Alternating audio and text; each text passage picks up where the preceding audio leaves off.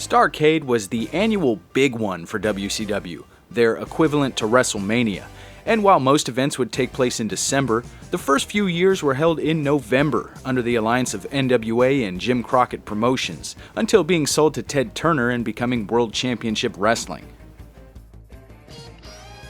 The very first event was held on November 24, 1983 in Greensboro, North Carolina with 16,000 in attendance.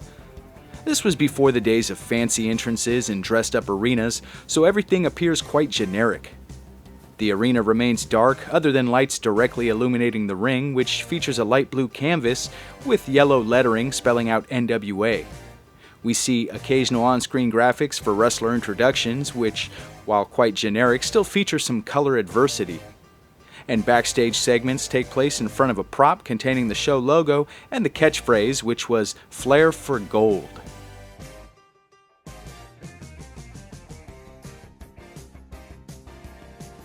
In 1984, NWA and Jim Crockett Promotions returned to Greensboro on November 22nd. Once again, the crowd consists of 16,000 fans in attendance. Just like the previous year, everything is quite basic, with even lighting being limited to just the ring, which features the same exact color scheme and font as last year. In 1985, the event was held at two different venues, once again returning to Greensboro, while also broadcasting from the Omni in Atlanta, Georgia, with a combined attendance of 30,000. This would be the first event to see on-screen introductions for the announcers, and would even feature the occasional entrance, though there was no real entry area. One of the rings used here is the same featured in the first two events, with the second featuring a slightly different color scheme as well as different graphics. 1986 would return to the dual broadcast format, returning to both Atlanta and Greensboro. Introductions for announcers features plain white text, and though wrestlers now make their way to the ring, there are still no on-screen graphics, but there are the occasional inclusions of pyro, though quite tame compared to what we would see in later years. The ring features the green NWA logo banners that were used frequently at the time, with a dark gray canvas and multiple colors for the turnbuckle pads. Starrcade would take place on November 26, 1987 in front of 8,000 fans at the UIC Pavilion in Chicago, Illinois. Ringside commentary features fancy, cursive-style font for introductions, and wrestlers now feature those on-screen graphics as well, though the font selection is a little more simple. There is now an entryway complete with an aisle, and while it's very simple, it does feature its own lighting. The ring featured the short-lived TWN branding on red banners, along with a dark gray canvas and all-white ropes and pads. In 1988, Norfolk, Virginia was the home to Starrcade, with the event taking place in front of a crowd of 10,000. This would be the first Starrcade under the ownership of Ted Turner and would mark the change of date, moving the event to December. The show opens with a graphic showing the event logo. There were two different announce teams, one up in the booth and one ringside. This event featured brighter arena lighting during both entrances and matches, but there still remains no entrance stage or props. The ring goes back to the green NWA banners with the dark gray canvas. Starrcade 89 came to us live from the Omni in Atlanta, Georgia with 10,000 in attendance. The logo still features the star, but has a few additional graphics added around the logo. Announcers can be seen at the broadcast booth, dressed for the occasion in tuxedos. This would be the first Starrcade to feature any sort of stage area, and it's quite large given its debut, complete with numerous ramps, curtains, and massive lighting structures. This would be the first event in quite a while to feature no name or logo anywhere on the ring, with a dark gray canvas, plain blue banners, and blue and yellow ropes and turnbuckle pads. In 1990, WCW took Starrcade to St. Louis, Missouri, to a crowd of 7,200. This would mark a logo change for the event, as well as the first time to feature the WCW logo. Announcers sit ringside dressed up once again in tuxedos. This would go down as a very popular stage design for the event, complete with a giant WCW logo in the center, stars filled with lighting to the left and right, as well as additional banners to the far right and far left of the entry area. The ramp also ran the entire length of the aisle, never sloping down, instead leading straight into the ring. Speaking of the ring, we see dark blue mats, blue banners with the WCW logo, and pads over the ring posts that say Starrcade. The 1991 Starrcade would be the first to break away completely from NWA, being exclusive to WCW, and also the first not to feature Ric Flair as he left the promotion for the WWF. The event returned to Norfolk, Virginia in front of 9,000 fans. Announcers see some graphics for introductions, with the show logo in the middle and illustrated ring ropes behind each name.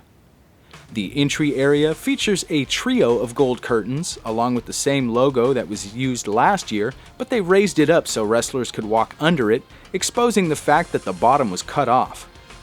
There was also a large lighting structure around the main curtain, with additional lighting to the immediate left and right of the logo. The event would feature dual rings, but both are identical, with the same banners used as last year, but the canvas is now on the lighter side, appearing almost white. Starrcade 92 would once again return to Atlanta, Georgia in front of 8,000. The logo appearing here is close to the one that would become a common fixture for the event for many years. Announcers' graphics feature a bold white font, and while Jim Ross sports a tuxedo for the event, Jesse Ventura is rather dressed down. The stage features the gold curtains we saw last year, but this time with the event logo in the middle. There are also lighting structures to the left and right. Name badges for the wrestlers include the show logo and the same bold white font used for announcers. The ring setup is the same as last year, only the canvas is now light blue.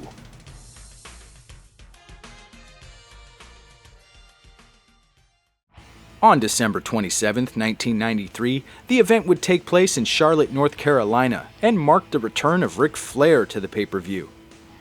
The logo is one that was used for quite a few years, with only minor altercations here and there. Announcers see blocky white font with the promotion's logo in the middle. Just like last year, we see the gold curtain backdrop with the show logo in the middle, and also steel lighting structures on each side, though a bit smaller than the ones used last year. The long ramp from the last few events is used here once again, and while the ring retains the same color scheme, there are no WCW logos anywhere to be found. The 1994 edition of Starrcade took place in Nashville, Tennessee with 8,200 in attendance. The logo is a bit more simplified than years past, featuring just the company logo, event logo, and year. The on-screen display for the commentary team features a simple but bold white font. This would be the first Starrcade to feature the dual video screen format, which we would see a few more times throughout the years. In addition, we see a lighting structure which also doubles as an entry gate, with the show logo above it and a curtain behind it. There was also a lighting structure above the entire set, which ran the entire length. The name badges feature large white font over an orange backdrop ribbon with the show logo on the left. The ring features generic blue banners and the WCW bullseye logo on the mat.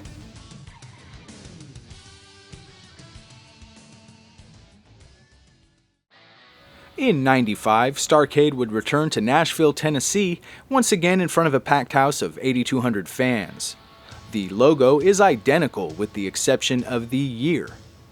The announcers see the same white font used last year, with the addition of an orange ribbon banner for the background, which we saw used for wrestler entrances last year. Despite the stage featuring video screens for '94, the set was simplified here, going back to the gold curtain backdrop with an A-frame lighting structure in the middle. Both name badges for wrestlers and the ring remain exactly the same as the previous year.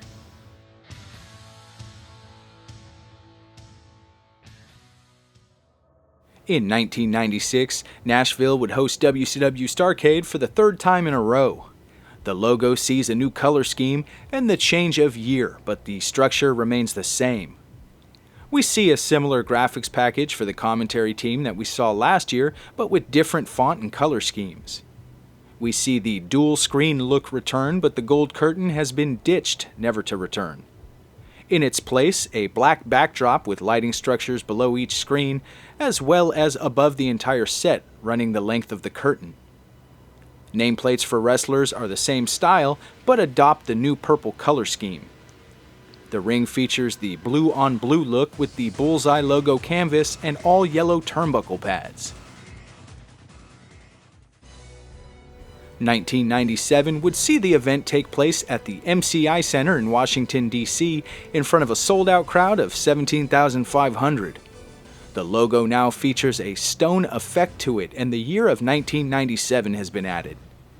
This would be a darker set than previous years, with the show logo suspended in the middle of the stage and 4 monitors that sit between columns on each side of the stage. The columns connect at the top of the entire set, making it feel rather large. And for the first time in quite a while, there are no lighting towers to be found, but the black curtain does remain behind everything. The announcers see a white font with the Starrcade logo appearing in between each name. The wrestler introductions feature a fading black banner with the same white font used for the announcers, with the show logo all the way to the left. The ring features an all-gray color scheme with the show logo in the middle of the canvas.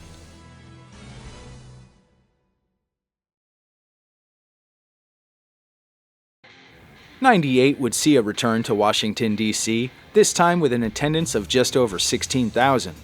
The logo sees its first structural change in quite a few years with the addition of a star, as well as a wider background, and the NWO logo being added next to WCW's.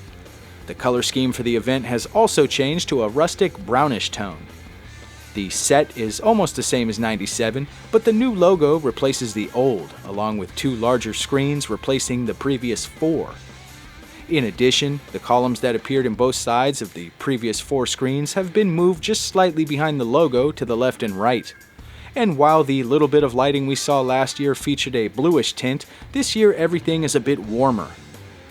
Commentary introductions, as well as those for wrestlers, feature identical fonts, with wrestlers being given a backdrop banner, as well as the show logo on the left. The ring features the gray format once again, with the show logo in the middle and black ring ropes and turnbuckle pads. 1999 would mark the 3rd time in a row that Starrcade took place in Washington, D.C., but this time with only 8,582 in attendance. The show logo features the new style WCW logo in it and a more animated look of last year's logo, with the main color now being yellow or gold. The show featured the generic 1999 pay-per-view set used quite frequently that year, complete with an elevated video screen surrounded by lighting structures and directly over the top of the entry gate. The logo can be seen at the bottom center of the screen, and the black starry backdrop fills the entire background. Announcers are seated ringside in the new broadcast position. The name badges are actually rather unique here, being pushed over towards the right of the screen with the wrestler's name in large white font and the show logo to the right. The ring format is the same as last year, with the new logo for the event appearing rather largely in the center of the canvas.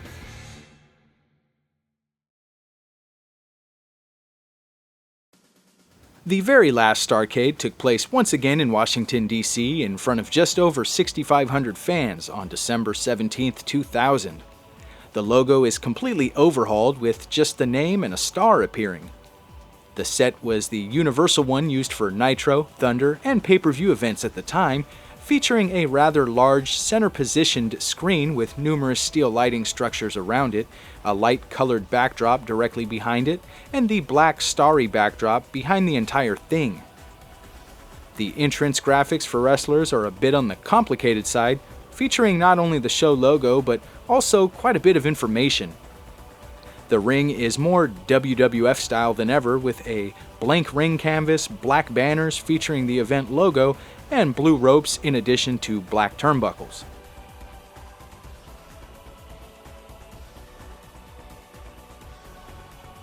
Starrcade is without a doubt the biggest pay-per-view in WCW's history and featured quite a few different logos, stages, and ring designs.